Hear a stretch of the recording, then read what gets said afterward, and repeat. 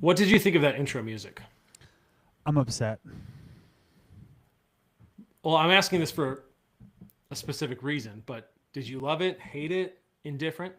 I I like the other one better. We had a good thing going. I'm not sure why you had to ruin it. I'll bring it back. That song, I must proudly say, was entirely me.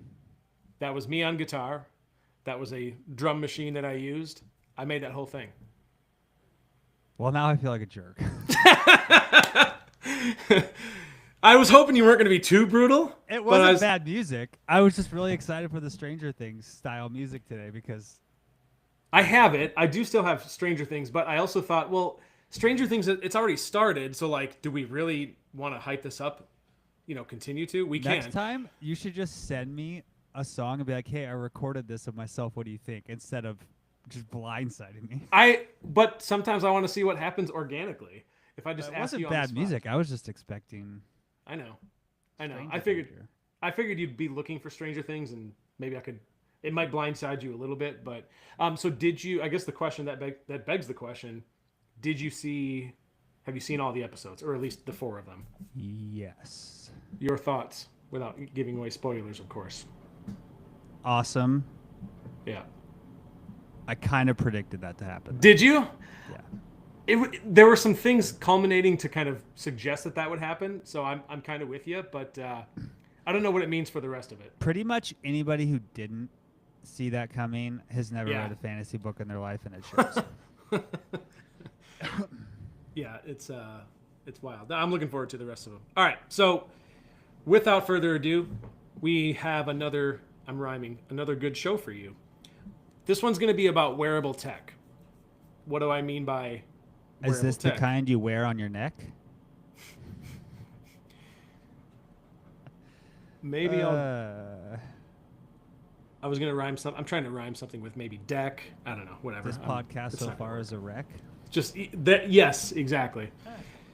So we. What do I mean by wearable tech? So I'm talking about things like watches, straps, masks, vests, things that you wear, right? So Vests? Do they have wearable vests now? What? Vests? Are you serious? Is that a I thing? I can't with you right now. I don't know what you're. You said wearable vests. Is that I a didn't say thing? wearable vests. I just said vests, things that you wear. Like wearable tech vests? Is that a thing? No, I just mean like weighted vests. Oh, okay. I was Oh, see, I thought you were being sarcastic. Like I thought you were giving me a hard time. Okay, you were nope. actually being serious. No, yeah, no, just weighted vests. So, but things you wear. I guess you probably wouldn't consider that tech, but whatever. Anyways, there's No, a they lot do. of. They do have these things that like carry trackers on them, but they're like worn as a vest. I guess yeah, I didn't know that. But Yeah. either Now that I way, think about it, yeah. Like that so I stat sports or whatever. yeah, there's a lot of things that people wear, like at whether it's the gym or just out and about, and then there's also, a lot of questions. Do these things actually work? How accurate are they? How effective are they? So we'll dive into all that stuff and hopefully give you guys a better understanding of what's worth it, what's not, and maybe what is, maybe don't spend your money on, and just give you a better overall idea, or at least try to. So again, kind of defining like what we mean by these things. So we can kind of start with whichever one we want. But a big one that people wear, the heart rate monitors, and when they wear those things, also along with that is here's how many calories you burned, and like, here's your step counter, here's how many calories you burned. So why don't we just kind of start there first of all, and because I think we have a fairly decent idea of how accurate those things are. But like, let's take people's Apple Watch. That's a big one, right, Brad? So like, those have, as far as I know, things like calorie burners and calorie trackers and step counters. So how accurate or inaccurate are the here are your calories burned if we're just going by, let's just start with a step counter. So before we before I give you that exact number, I think it's important to understand a little bit about like what these things are measuring and which are direct measures and which are like proxy measures and which are based on algorithms. CGMs, right? Yeah, because that's a good point. Because what are they measuring exactly? So things like heart rate monitors, whether it's your watch or one of those polar chest straps, etc., they're actually relatively accurate for measuring heart rate, right? Because it's a fairly direct measure. Whether they're using like electrical, whether they're using optical, whether they're using like mechanical. There's a lot of different ways to like measure heart rate, but they're usually pretty accurate within like 5 to 10% of what your actual heart rate is, right? So if it's 60 versus 55, like that's within the realm of accurate to where it's useful. Because when you're measuring heart rate, especially during exercise, what you care is like, am I at resting heart rate? Am I at 100 beats per minute? Am I at 150 beats per minute? Am I at 200 beats per minute, right? Like whether it's 55 or 60, that doesn't really matter that much. What you're trying to do is use these to gauge overall workload and capacity, right? That's for heart rate. Step counters, right? Almost all of these step counters use mini accelerometers, and they're pretty accurate for step counts. Now, with the exception of like if you're on a vibrating platform for an hour, you didn't really take 5,000 steps. It was just shaking your watch for a while. Or if you're That's like pretty good. pushing a shopping cart and it's on your hand and it's not really bouncing. Like there's all those things, but they're relatively accurate within probably 10% for steps, right? So it's 9,000 steps versus 10,000 steps. Like that's fairly accurate. Those are all things that are like direct measures. Then you have things that are like imputed or algorithm driven from all the other measures. So things like energy expenditure is a multivariate equation that all of these things that have small errors in, like if your heart rate has errors in it, if your step rate has errors in it, if your sleep has errors in it, those all compound and then you end up with a much larger error at the end. So things like your Apple Watch giving you an energy expenditure, that's really not very accurate, right? And they've measured that against gold standards of like indirect calorimetry or doubly labeled water. And we know that energy expenditure for most people on those things is off by 15 to 30%, right? And that's a meaningful error. So if you're burning Yeah, for 2,000 sure. calories a day, that's anywhere between 300 and 600 calories a day that it's off. Like that could be your entire deficit. So using it as a absolute energy expenditure is not super helpful, right? Using it as things for like measuring heart rate, measuring step counts, they can be very useful tools. The biggest thing is the relative data that you have, right? Is your step count going from 2,000 a day to 10,000 a day? Is your estimated energy expenditure going from 1,500 a day to 2,500 a day? Like those are the pieces of data that really matter. It's not so much the absolute data that you have on a given day that really makes a big difference. Would there be any way to like make these um, more reliably accurate, Um, or not really? Is it just my kind of question it would is what it be, is? what would be the utility of having a hyper accurate energy expenditure number? Yeah, I mean, I don't think you're going to do a whole lot. It's not like those that would change your life like super meaningfully. I'm just curious, like it like is is there a way to make those more accurate, or is it like the tech just Yeah, I measures mean, what it measures and there's really there not? there is, but the problem is it comes down to two things. One, you'd have to improve the technology so much to get such small amounts of data, Yeah, right? So basically, what right. you'd have to do is you'd have to make the heart rate sensor from 5% accurate to 1% accurate to like And like, really what are you gonna meaningfully reduce the the end error? equation, right? It's Yeah, sort of like in Formula One, they will spend $400 million a year to get like one extra second out of a lap. Like I don't think the average person wants to yeah, go spend from $400 for an yeah, Apple Watch to $40,000 for an Apple Watch to get a slightly better energy expenditure, right? So that's the first piece. The second piece is, are you wearing it every second of every day? Is it fit perfect? Are you making sure that it's like calibrated to you all the time? It's like all of those things that you'd have to do to make it much more like high utility for some of those things. yeah. So, and like you said, it probably wouldn't meaningfully change anything for you, right? So what's the what exactly is the Yeah. point?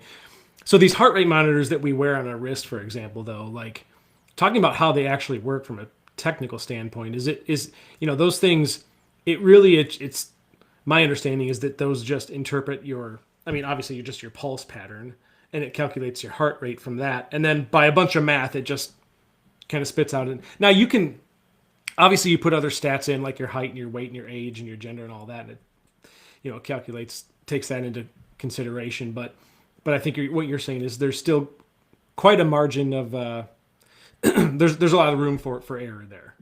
So yeah, excuse me. So what about and I think this probably is not too much different than the wrist stuff, but like step counters, how those actually work. Those, right?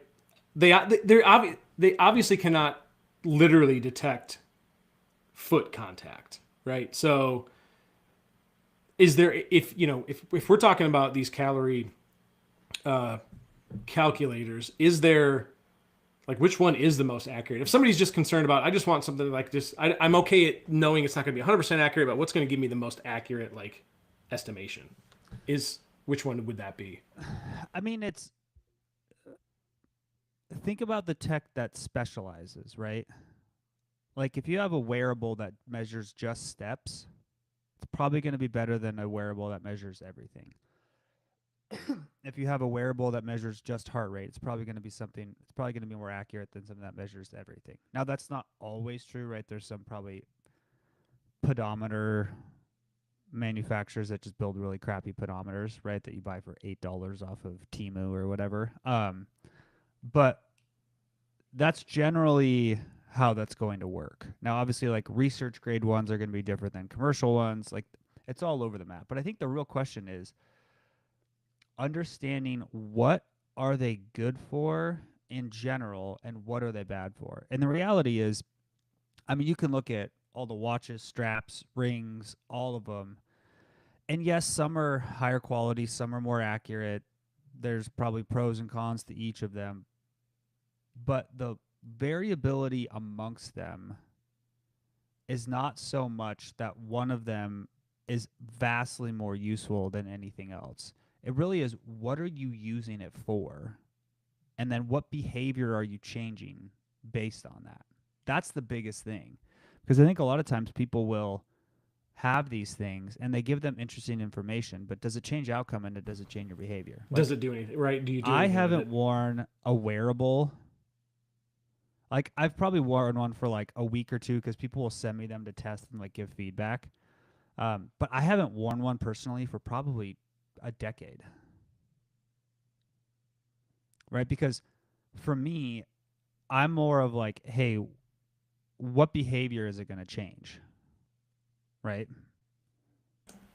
Doesn't really, no point if it doesn't change your behavior. Like, it's what you do with that information. Now, for some people, it's like, it's a great motivator. It's a good reminder. It keeps Or, them accountable. Like, it will change their behavior having it. But for me, like, if my watch is beeping at me like you need to go for a walk, I'm just going to take my watch off. Like, I just know it. Right? Yeah, I think those step counters can be helpful. Whereas if you're trying to, like, okay, I got 8,000 steps yesterday, I'm going to try to beat that by 1,000 today. Like, it can be useful if you're trying to use it like that. And a lot of our clients and a lot of people use them and love them. And so I think it's really like just understanding what are you using it for. And I think if it's more of a use it as a relative marker for like what was your old behavior like, what is your new behavior like, and is it a good motivator, reminder tool, and do you enjoy it, then great, right? But I got to the point because I've tried pretty much all of them for a while. Like, I had the Fitbits, I had the Whoops. I wore an Apple Watch for a week. The only thing I haven't tried is one of those rings, just because like I don't really like the Oura rings ring? in general. Yeah. And what I found was, like, for me, it was more of a distraction than anything. Right? Like, when I would get my recovery score and it'd be like, your recovery is trash, you can't go to the gym. And I'm like, well, today's the only day in the next 3 days I have time to go to the gym. I'm going So to the gym. I'm going, yeah. Right? Yeah. So, I mean, it's just highly personal. Yeah. Right? I would say most of my clients I've worked with have worn a wearable. And it's got great data and we use it. But for me, it's like, that's just, I don't find for myself, but I think a lot of people do get a lot of utility out of them.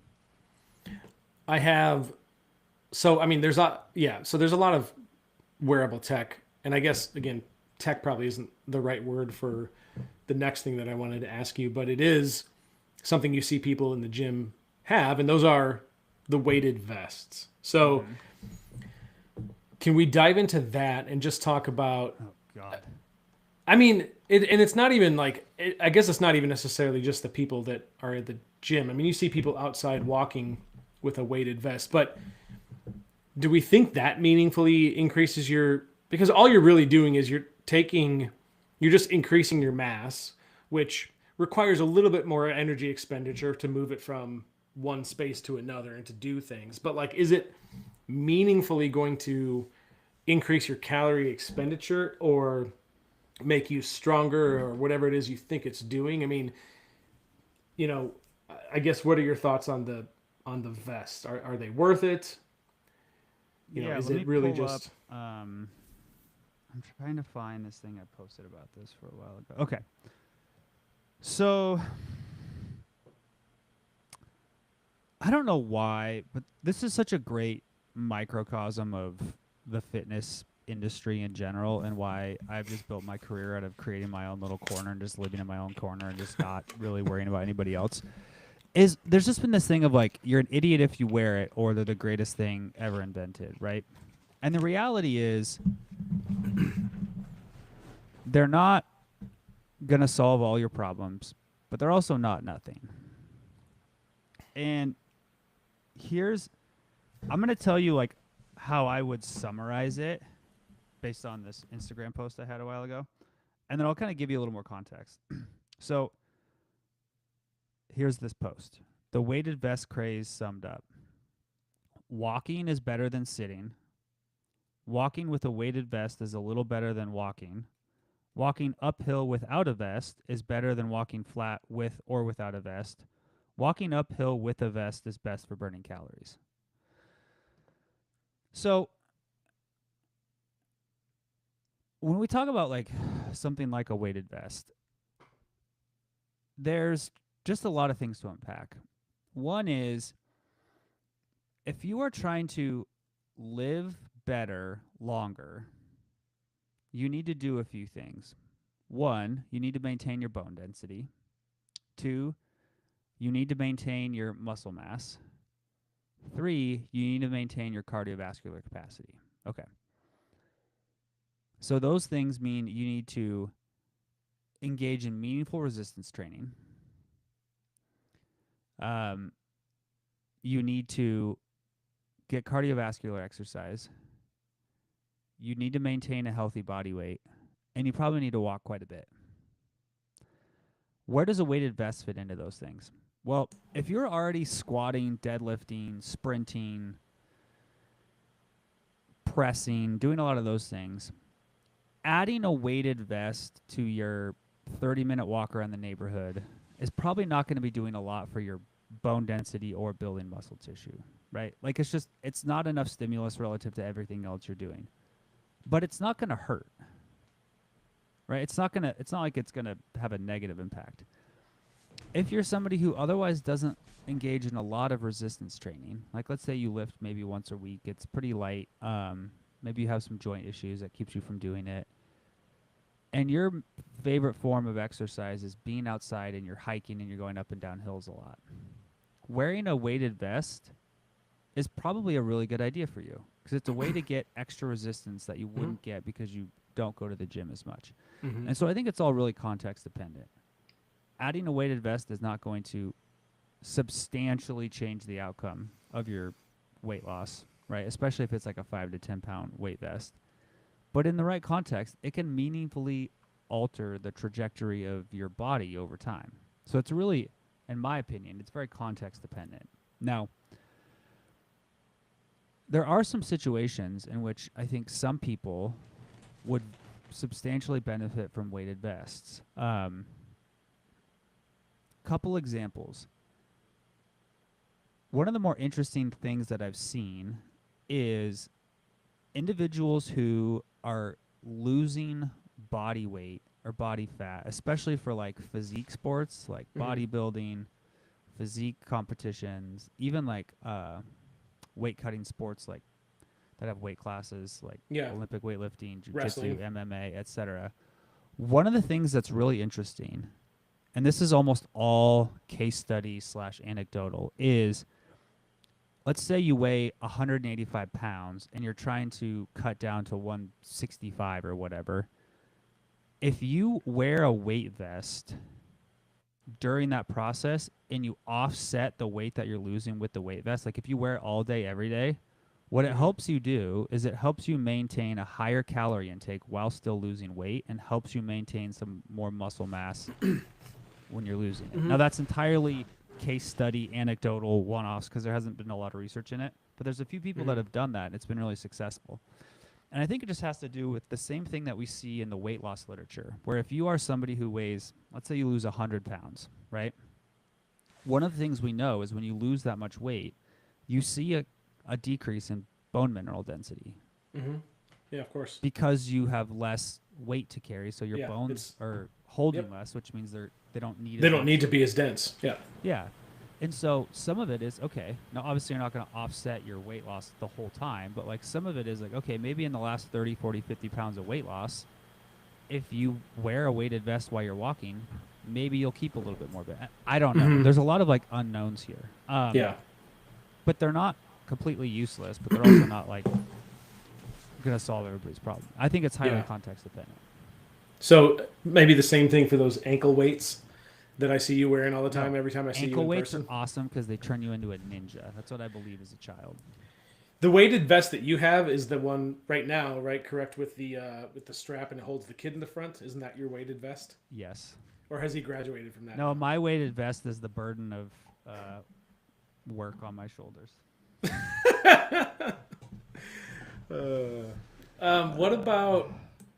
What about I always got a kick out of the I didn't see it very often, but when I used to go to the gym over kind of where we used Dylan to live. used to go to the gym 30 years ago.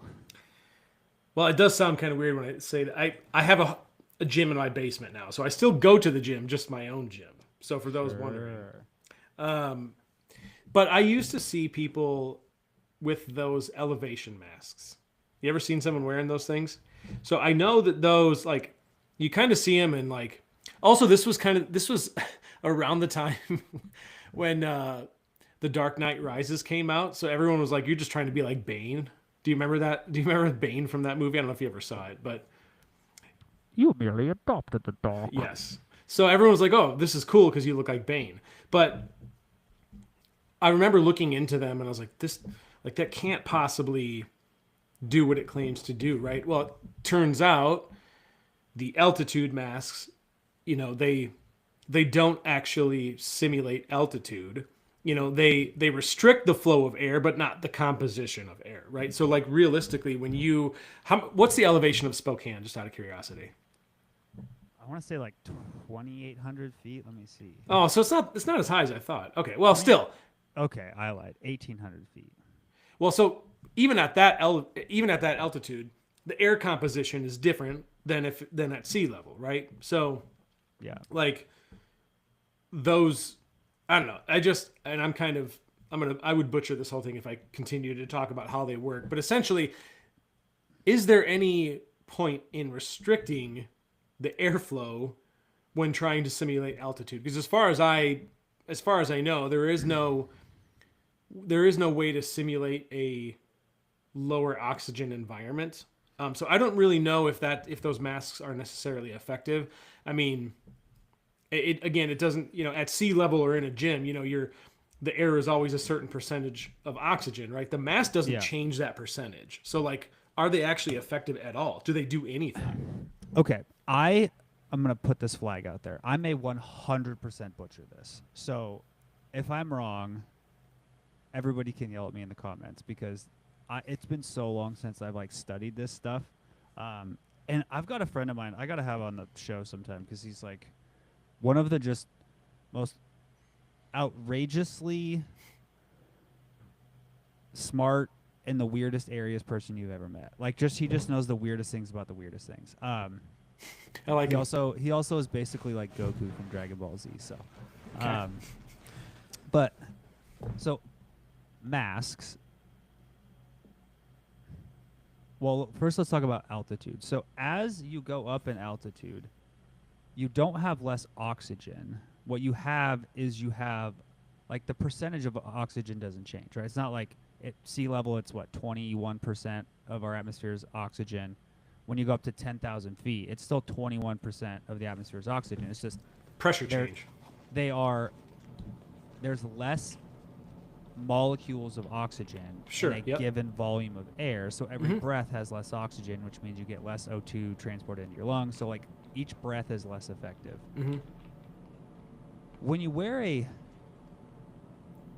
elevation mask, all it's doing is creating more resistance for your lungs to breathe, right? So you're sucking in less air with the same level of force. So you have to have a stronger breath to get the same level of oxygen.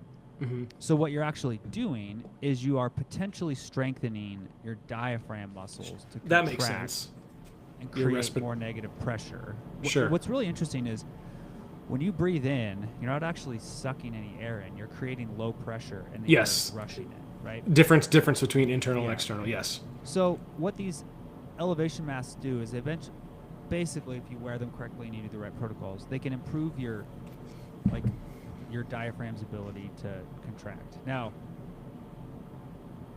that can be helpful in some sports, right? Specifically like swimming, right? I'd have to go back and remember because, God, I was in grad school 11 years ago now. But one of the things we learned is like there's very few levels of types of cardiovascular training that increase your ability to suck in oxygen. One of them is swimming because usually you're breathing against pressure. Yeah, like you're in water, so you that have makes more sense. Pressure, Yeah.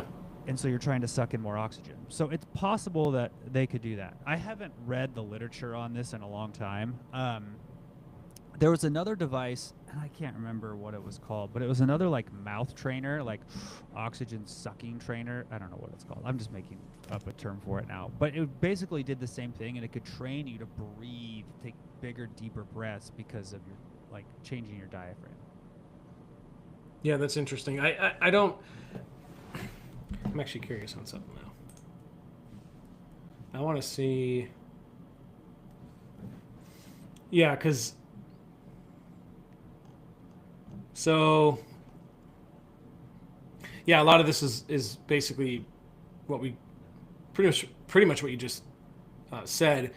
Yeah, the mass doesn't change the percent. The only thing changing is the effort required to pull the air in. This triggers respiratory muscle fatigue, not altitude adaptation. It doesn't lower blood oxygen saturation. It doesn't simulate EPO. I'm not sure what EPO is. Maybe you know. Erythropoietin. Is that that's a the byproduct of that stimulates more red blood cell production? That's what cyclists take, so they have more red blood cells for more oxygen. Gotcha. Yeah. But the problem is then you have more red blood cells. It changes the viscosity of your blood. Your risk of stroke and clot goes up. So here's an interesting question then, and I think I know the answer. I feel like maybe we even talked about this before, but people who just normally train at a higher altitude, if they go then down to sea level, and would they be more efficient at that particular activity? Yes. That's really train high, compete low. That's what most very elite athletes do. They go train at high altitude because they have these adaptations, and I think it has to do more with like red blood cell concentration and like oxygen binding capacity and all those things. It's been so long since I've studied that. But I wonder how long that adaptation takes. I don't think it takes that long. Really? I think it's like a couple weeks. Wow. I think. Again, it's been so long since I've studied that. It would take me a while to like confirm all that, but maybe we'll have one of my friends. That's still pretty cool. We can talk about it. Yeah, I don't know. And this, I just was kind of reading. It says, just this last note I thought was interesting. What are masks actually for?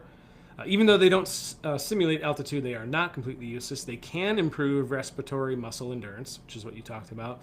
They train the muscles involved in breathing the same way you would train other muscles. They can slightly improve performance in long cardio sessions, high breathing demand sports, athletes with weak respiratory muscles, or people recovering from respiratory issues. So that's interesting. So maybe if anything, those things are used for medical reasons for those types of people. But Yeah.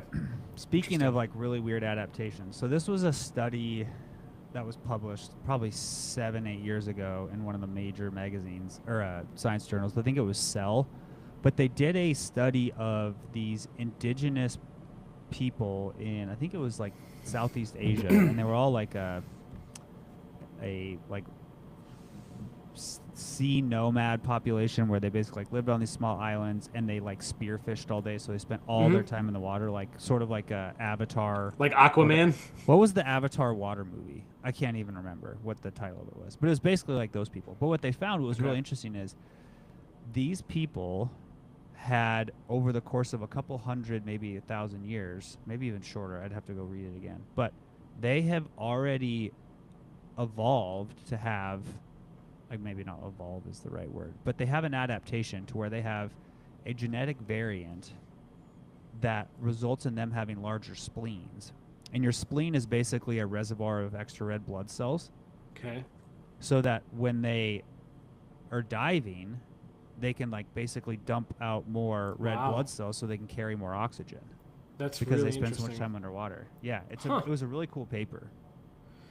I wonder how long do you think it would take for humans to just eventually it's gonna be such a ridiculous question, but like if you spent enough time in the water, I assume evolution would give you gills eventually. Kevin Costner had them in Waterworld. In Waterworld. Oh man. That movie was so awesome and so ridiculous at the same time. I mean, I was 10 years old when that movie came out, so everything was, when you're 10 years old and you're watching that movie, logic goes out the window. You just think it's awesome. I don't know how I'd feel about it now, but yeah. So I don't know. I think is there any other on topic? I mean, I think the other big things that I see a lot now are continuous glucose monitors, and also this breath thing called Lumen that like measures your I've seen that. fat Yeah. versus carbohydrate ratio. Those are two things that have also become really popular. Is that okay? So I'm glad you brought that up, because these devices that claim they can measure the content of your breath or tell you, here's how many carbohydrates you're burning, or based on your respiration you are mostly burning fat right now. Like, any truth to that or complete BS? So there's a few things to it. One is, though, when you measure the ratio of, or when you're trying to assess how much carbohydrate versus fat your body is using, it's a ratio of how much oxygen versus carbon dioxide is being breathed in and out, right?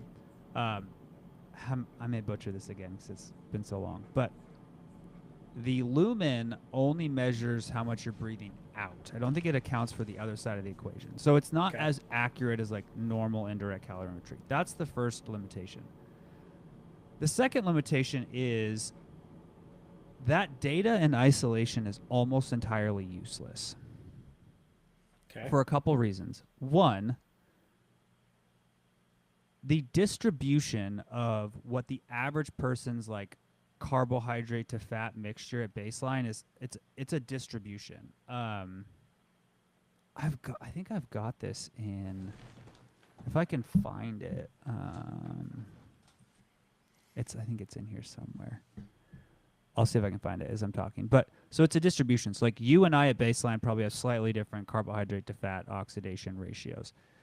That's the first thing. The second thing is that number is highly impacted by your exercise status, like what you're doing at a given time, plus what your diet is, right? So if you eat a very low carbohydrate, high fat diet, your RER, your fat to carbohydrate mixture, is going to be heavily skewed towards oxidizing fat, right?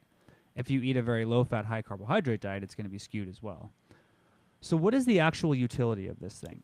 Yeah, exactly.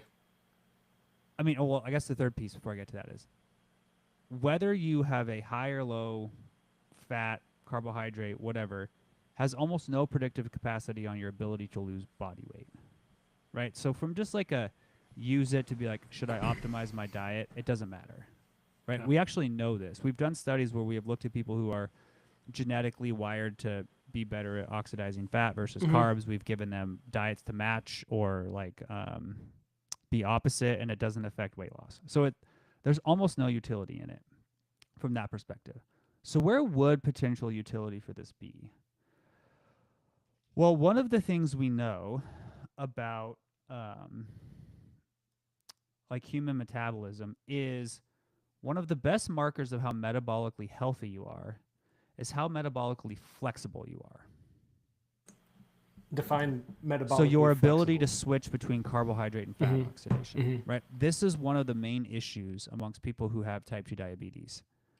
Their ability to go from burning carbohydrates to fats or fats to carbohydrates is very impaired compared to somebody who's relatively healthy. Like, so for me, when I'm sitting in my chair like this, I am probably burning mostly fat. When I start running, I'm probably burning mostly carbohydrates. It turns out that when you have insulin resistance and you have type 2 diabetes, your body is going to burn carbohydrates at a much lower intensity of exercise. There's a lot of reasons for that. And then also your ability to switch between fuels is impaired. There's a lot of reasons for this. Some of it's very like molecular biology, but that is a big part of it, right? And so you've really got to think about it as the relative change. So if I was going to use one of these lumens or whatever, what I would want to know is like I would probably use it at rest, go exercise, use it at rest, eat a bunch of carbohydrates, use it, and see how much does it change. And then I would lose weight, I would exercise, I would clean up my diet, and then 3 months later I would use it again and see has it gotten better. But like using it every day to be like, oh, I'm burning fats, I should eat more fats. It's like, well, that's dumb. Yeah. It's like it's a waste. It doesn't do anything. It doesn't tell you anything important. Yeah. That's my perspective on it. I have never once suggested a client go get their RER done. Yeah, right. And this kind of goes, I mean, we're talking about, you know, the types of substrates that you're metabolizing, but that really also kind of comes down to how many calories am I burning? That's what a lot of people care about, right? And so I think the only correct or you know, like the only real way to see how many calories you're really burning, correct me if I'm wrong, but you'd have to be in like a medical setting where you're hooked up to a mask and like everything's monitored, correct? Otherwise, there's really no way. Or you can use doubly labeled water, which is also a pretty close measure. Okay, interesting. What is this you got here? So this is the distribution. They tip people and they measure their RER. So a 0.7 is like 100% fat oxidation, and a 1 is like 100% carbohydrate oxidation. So like most people are kind of in the middle, but some people are on far ends of the spectrum. So it's a distribution of what people at baseline are burning. Yeah. I'd like to. We don't have enough time for this episode, but I would be curious sometime about kind of diving more into the diabetes aspect, like you mentioned, and like why diabetics have a more difficult time switching, like the mechanisms behind that. That'd be interesting to kind of learn, at least in my opinion. But I'm sure that's a little bit more complex than we have time for. I did want to ask, so there's one other thing that we haven't talked about, and that is regarding wearable tech, blood flow restriction. I used to think that was pretty much BS. It turns out it may not be. There may be some like reason for that. There may be some benefit to it. And I mean, for anybody that's not sure, the key principle is blood gets in, but it makes it harder for blood to get out. So the way the gym bros might explain it is it creates, you know, this traffic jam of blood, right? The pump is there, right? And so, but when blood pools in the muscle, I don't actually know if that's doing anything for you other than, well, I shouldn't say that. If the muscle fibers can fatigue faster because of that, then I know, you know, when you talk about muscle fatigue, you've got a buildup of lactate, other metabolic byproducts. So I guess in theory that could recruit those fast twitch muscle fibers faster, whereas normally you would need heavier loads to activate those same things. So I think that's kind of the principle behind it. But what light can you shed on that? And like, is BFR actually effective? Um, I think it's a good tool in the right circumstances, and So I think it can be effective. yeah, Okay. and I think it has primarily to do uh, the things that create hypertrophy or muscle growth come down to obviously like the stimulus, like how much stimulus is there, Hmm. and then the recovery process of nutrients, which is blood and all those things, plus some of the signals that like trigger repair. So part of that Hmm. is like the Yeah. metabolites that are there, some of the inflammatory things that are there, etc. And so a part of how BFR is proposed to work is when you occlude the muscle and you allow blood to basically just pool there, Hmm. you basically get an increase of all of these signaling things that tell your body there's been damage and it needs to repair it, right? So you basically accentuate the pump, basically, is what happens. The other side of that is training to failure can be very difficult when you have injury, right? Like if you have like soft tissue injury, like tendons, ligaments, etc. So like lifting heavy loads becomes really difficult. Gotcha. Or if you are an athlete in the middle of season and you need to reduce the amount of total stress and strain on your soft tissue, Right. but you still Right. need some muscle work, or if you have like a small injury and you're trying to keep your muscles like engaged in a like repair process, BFR can be a tool to use that. Right now, That's that's interesting. here's where uh, I have not used BFR a lot, so I'm not an expert by any means. Where I've seen it be helpful is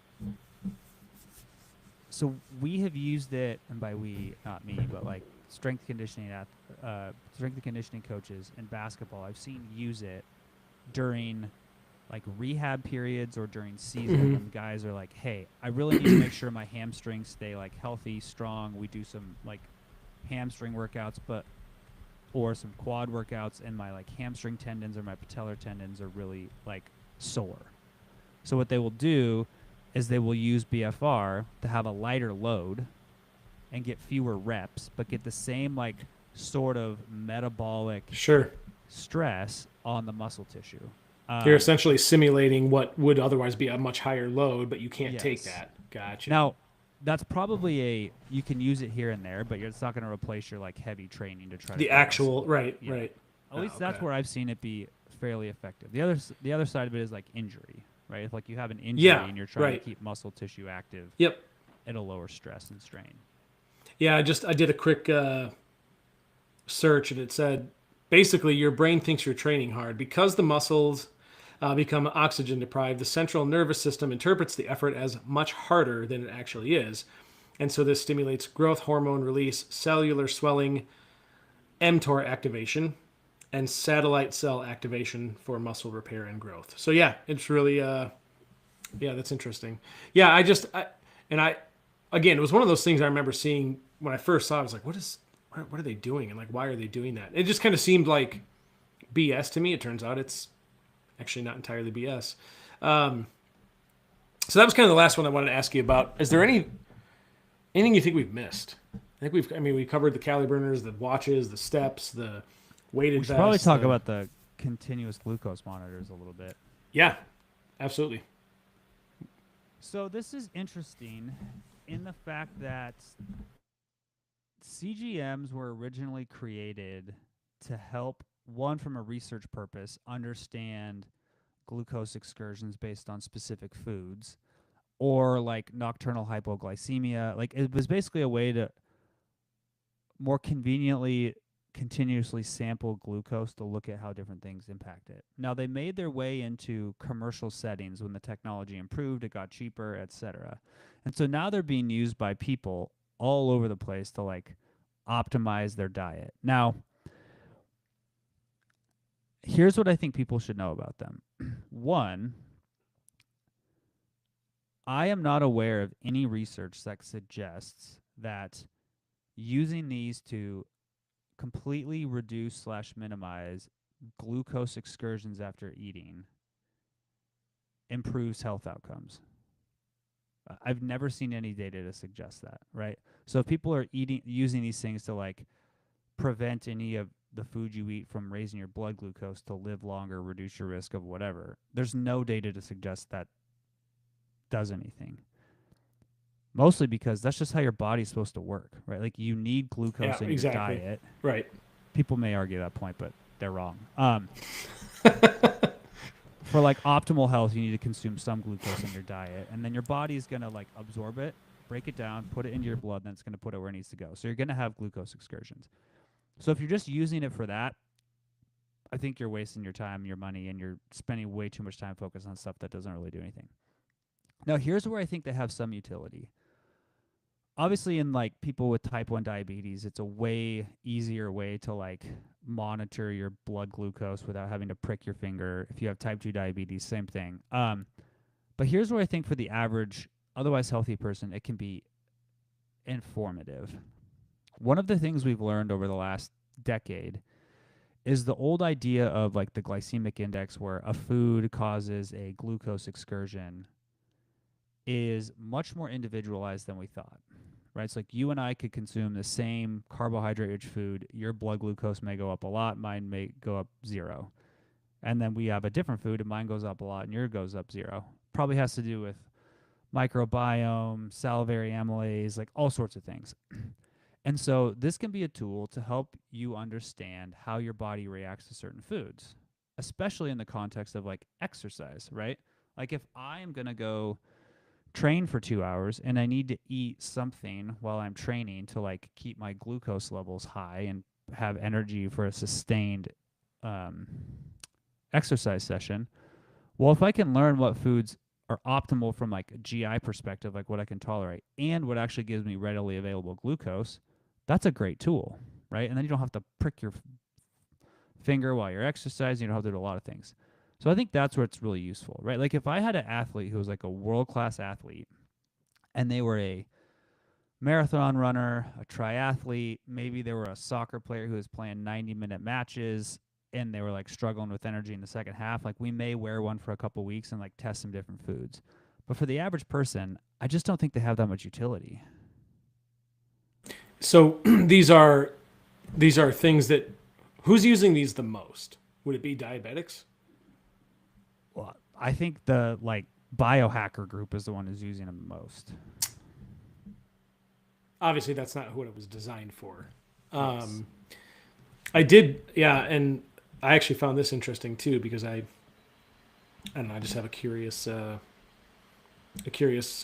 mind. But basically, and I didn't know some of this, but how CGMs actually work. The sensor sits in your interstitial fluid, not your bloodstream. It uses an enzyme plus electrical reaction to detect glucose. Most CGMs use glucose. I'll quiz you. Glucose what? Oxidase. Glucose oxidase reacts with glucose in the fluid. This reaction produces hydrogen peroxide, which I didn't know. This reaction produces hydrogen peroxide, which generates an electrical current. The electrical current changes based on how much glucose is present, and the device's algorithm then converts that signal into a usable glucose value. Yeah, interesting. I just didn't know that. I've seen them. I've seen people wearing them. Just never really. Which I'm gonna for people who don't know what interstitial space is, let me show you. Isn't that like intergalactic space, like where you're between Yes. galaxies? Yeah, that's what I thought. Exactly right. So interstitial space is basically the fluid between your cells.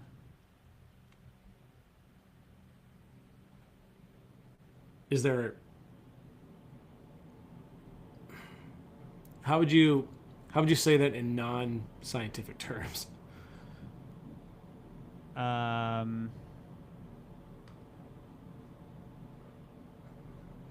Like it doesn't really go.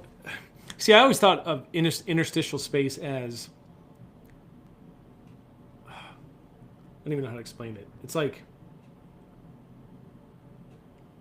I don't know. Yeah, I like not Like in your internal organs, but like still within. it's literally like the fluid between your cells, right? Like Okay, if you it's have just all your the fluid part. cells that Yeah. are like there and connected and it's in a fluid Mm-hmm. and they're moving around, like it's the fluid in between Yeah. them. Yeah, I guess that makes sense. Um, Yeah. But what's interesting about that though is if you sleep on the arm where your CGM is, mm-hmm. it like it'll like squeeze all the fluid out of that interstitial space, and then you'll get like a low glucose reading because there's like no Oh, fluid in there. interesting. Yeah. Um, yeah, yeah, because I know someone that has one. I just never really considered how it worked. Did we forget anything? Have we covered? Have we covered the wearable tech? I think we've covered just about everything. Dude, I can't wait till we have like HUD contacts. You put them So in, and you're like I, Master Chief, and it like shows you everything. I was literally just gonna say like, where's the future going with wearable tech? So like, it's kind of funny that you mentioned that. I'd be curious. I mean, to see where AI takes this stuff, and if this accelerates. I was reading about something the other day too, where and this is probably more. This isn't necessarily related to wearable tech, but like we were talking about the glucose monitor or like diabetics, where AI is making like basically AI can detect, like especially in genetics, it can detect way more than a human ever possibly could, because basically the AI can look at massive data sets. So a human can look at maybe 5 to 10 variables at once. AI can look at millions of genetic variants, millions of people's genomes, thousands of traits all at once, environmental influences, and it can basically say like, so like a human would think, okay, if you have gene A, you're more likely to have trait X. But an AI can say, okay, if you have this combination of 142 variants plus exposure to this environmental factor plus this mutation, your Alzheimer's risk goes from X% to X%. Like that, could affect a lot of things that we're talking about, but certainly like, are you likely to become diabetic? Are you likely to, whatever it might be. I just thought that was really interesting. So like it'll be really cool to see where AI takes genetics, but also, like what can humans use from a tool standpoint to either become healthier, live longer? Like what's the tech that's going to come from this? So I'll be really interesting. I'll be interested to see how this kind of unfolds over the next 10 to 20 years. Do you think by the end of our lifetimes, let's say hopefully I live until my 80s or 90s if I'm still healthy. I'd love to live that long. But do you think by then we will, like, the world will be fundamentally different because of AI? Like, do you think within our lifetimes, or I guess the better question would be, do you think within our lifetimes, human lifespan will have increased in a meaningful way because of AI? The average life expectancy. Before I answer that question, would you say life has changed substantially since 2019? In what way? In general. The answer is no. I don't feel like it's changed substantially. what? I don't feel like it's changed. Like in what way? I don't feel like substantial. Okay. The average price of a house has gone up 60%. Okay, if we're talking, most people work from home now. Like the world has changed more in 6 years than it did in like 30 years. In those ways, yes. I guess I was thinking about more like lifespan, since we were talking about lifespan and like health. That's kind of what I was thinking. I didn't see it changing that way. I think there will be an increase in lifespan a little bit, and it will be more because we catch diseases earlier, faster, and there's less early deaths. But I don't think the average upper end, like I don't think more people are going to live to 110 or 120. Gotcha. Like I just don't think that's going to happen because of disease prevention. Yeah, it'll be like the same reason why the average lifespan used to be 35. It's like because so many people died in childbirth, and if you got an infection as a kid, we didn't have antibiotics, so you died. If you had a heart attack, you used to die. Like now, a lot of people survive like primary myocardial events. I think it's going to be mostly that. I think here's my theory and thesis on living longer. I think the primary way by which the average person can meaningfully live into their 90s and 100s with a good quality of life is they have to exercise. They have to eat well. They have to spend a lot of time outside, and they have to maintain healthy relationships. And I don't think modern medicine is going to impact any of those. Right? They may keep you alive a little bit longer, and they may keep you from dying at a younger age. But like the reality is, we are biology, we're not mechanical. Right? And so the way medicine approaches us is fix what's broken. Right? The way our bodies are designed to get better is we have to stress them and increase our capacity. But right now, as adults, most of our life is not about creating the right types of stress, so our body is required to either adapt to get better or at least maintain our current systems, right? If you continue to stress your bones, they will stay strong. If you continue to stress your muscles, they will stay strong. If you continue to stress your heart and your lungs, they will stay strong.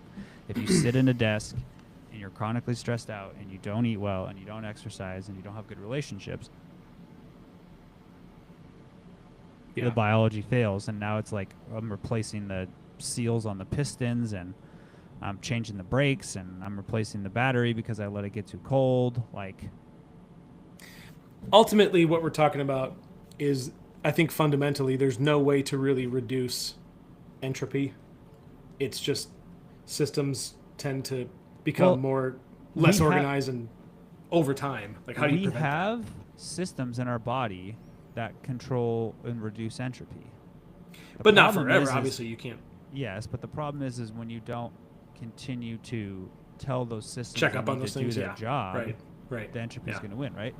Telomeres and telomerase is a great example of that, right? Yeah. You have these shoe caps on the end of your DNA, your telomeres. Things like exercise increase the length. enzymes that maintain these. When you don't exercise, they shrivel up. Yeah. Right? So it's, I mean, we have these systems, right? DNA repair, same thing. Like not just telomerase, but like general DNA repair. So is telomere length a good indicator of longevity? Mm-hmm.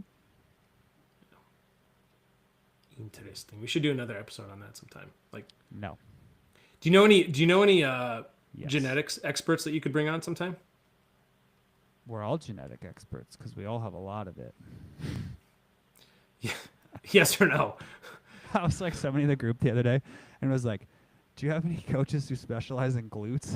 And my comment was, I think all of our coaches have glutes. What did they reply back with? Thanks a lot, you're not helpful, and then left the group? I thought that was so funny. But I'm serious. If you know anybody that's an expert in the field of genetics, we should bring them on sometime. No, but cool. I do have a couple guests I want to bring on. Maybe hit me up. We can talk about it. That'd be cool. Do you want to give the people any sort of hint as to what these people are experts in and what we might be potentially talking about if we bring these people on? All sorts of things. You really are. Now I feel I know exactly how that person in the group felt. I have some very I've accumulated a lot of very interesting friends. Here's what we need to do. The next episode, we're going to bring your wife on, and it's going to be an episode all about Brad Dieter. And your wife's going to tell us, what is Brad like in the privacy of his own home? What are the things Brad does that irk you? I want to hear. It's basically going to be Marissa's time to unload. Honestly, she'll probably have a lot of nice things to say. I bet she would. You know, you guys seem like the cutest couple. Like, yeah, you got you and your cute little lives and your cute son, and yeah.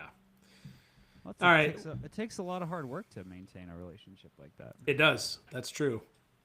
And then throw 4 kids into the mix. That's difficult. You have control over that. All right. Well, I hope everyone found this episode helpful. I always hope you find these helpful. Otherwise, it's just 2 dudes rambling about who the hell knows what. So I get to go jumpstart my wife's car now because it's -2 degrees here. Did you like how I threw that comment in a minute ago? I did. It was very good. So let me play this lovely outro music again. Then we're going to bounce, and we'll be back next week. All right? Toodles. Goodbye.